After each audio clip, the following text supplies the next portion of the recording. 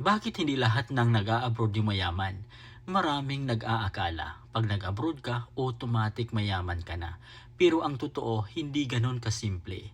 Malaki nga ang sahod sa papel, pero malaki rin ang gastos, upa, pagkain, pamasahe, at mga bayarin na hindi nakikita ng nasa Pilipinas. May pressure din na magpadala palagi kahit kulang na para sa sarili.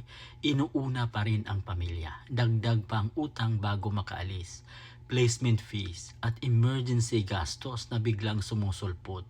Kaya kahit taon ka nang nagtatrabaho abroad, minsan pakiramdam mo parang wala ka pa ring nararating.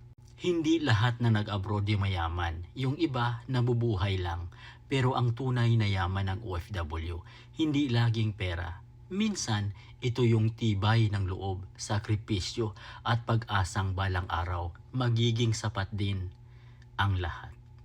Comment relate kung kayo ay nakarelate sa vlog na ito.